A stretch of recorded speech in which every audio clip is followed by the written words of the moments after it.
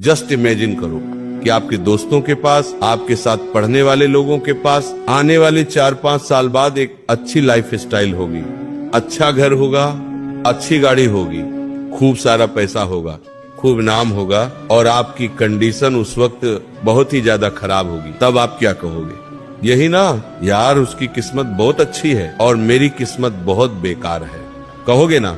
लेकिन सच क्या है, उस वक्त उसके पास जो भी होगा उससे फर्क नहीं पड़ता। फर्क इस बात से पड़ता है कि आज जो आपके पास है वही उसके पास भी है। आज आपके पास जो है उसी के पास भी वही 24 घंटे हैं, लेकिन फर्क कहाँ आया? उसने चुना मेहनत को और तुमने चुना आलस को। उसने चुना किताबों को और तुमने चुना टाइम पास को। उसने चुना असुविधाजनक जिंदगी और तुमने चुना सुविधा क्षेत्र जिंदगी। उसने स्ट्रगल को हाँ कहा और तुमने ना कहा। उसने हर वो चीज चुनी जो उसकी जिंदगी बनाएगी और तुमने हर वो चीज चुनी जो तुम्हारी जिंदगी बर्बाद करेगी। तुमने चुना फालतू की वीडियो, मजे, टाइम पास। तो बताओ अच्छी किस्मत कहाँ से आएगी तुम्हारी? क्योंकि भगवान सब देख रहा है।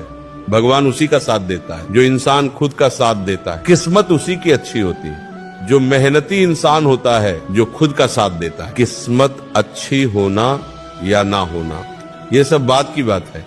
सच कह रहा हूं बच्चों, अगर अभी नहीं संभले तो कहीं के नहीं रहोगे, बहुत बुरी हालत हो जाएगी। अब भी वक्त है, सीरियस हो जाओ और पढ़ने लग जाओ। सारे फालतू के काम छोड़ दो, बहुत कम वक्त बचा है। पूरी दुनिया बहुत तेजी से आगे बढ़ रही है और अगर इस तेजी से बढ़ती दुनिया में आप फालतू काम करोगे ना तो कहीं के नहीं रहोगे, बहुत बुरे हालात हो जाएंगे। कई सारे लोग मुझसे मिलते हैं जो कहीं के नहीं रहे, बर्बाद हो गए, ना पढ़ाई की ना कुछ और किया, और अब कहते हैं अब मैं क्या करूं? तुझे तेरे कर्मों का ही फल मिल रहा है, अब जो हो गया उसे छोड़ो। लेकिन अब जो तुम कर सकते हो वो करो। जो भी तुम्हारा लक्ष्य है उसके लिए अपने पूरे प्राण लगा दो, जान लगा दो, या फिर जाने दो।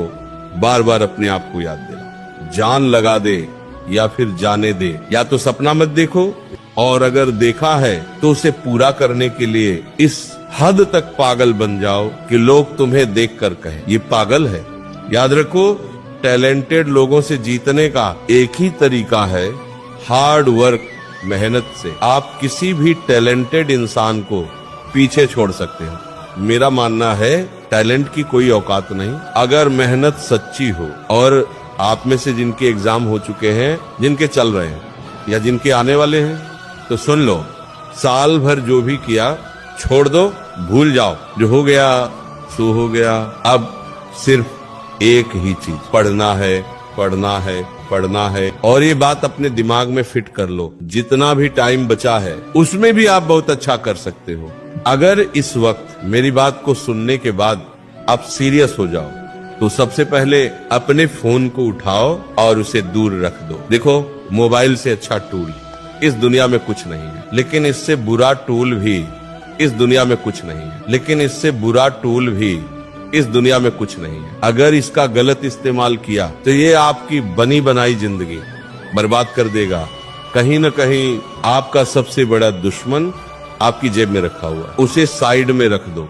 अगर आप अमीर खानदान में पैदा हुए हो तो अच्छी बात है, लेकिन अगर आप मिडिल क्लास या गरीब फैमिली से हो तो सोचो, आप पढ़ क्यों नहीं रहे हो? आपको अपने माँ बाप का प्यार क्यों नहीं दिखता? आपको अपनी जिंदगी क्यों नहीं दिखती? आपको अपने हालात क्यों नहीं दिखते? आपको अपना बर्बाद होता भविष्य क्यों नहीं दिखता? तुम्हें एक पल भी चैन से नहीं बैठना है, तुम्हें अपने हालात बदलना है, तुम्हें अपनी ड्रीम लाइफ जीनी है। अगर उसके लिए तुम्हें तो 15-15 घंटे काम करना पड़े तो तुम्हें करना होगा, नींद कम लेनी पड़े तो कम लेना, ये करना पड़े वो करना पड़े, मैं सब कुछ करूंगा, ये छोड़ना पड़े वो छोड़ना पड़े, मैं सब छोड़ दूंगा। लेकिन जब तक कामयाब नहीं होऊंगा चैन से नहीं बैठूंगा। दोस्त बुलाएंगे नहीं जाऊंगा, फोन में टाइम पास बिल्कुल नहीं करूंगा, चाहे फोन हो या रियल लाइफ। हर उस चीज को डिलीट कर दो जो तुम्हें रोक रही है या बर्बादी की तरफ ले जा रही है, और हर उस चीज को इंस्टॉल कर लो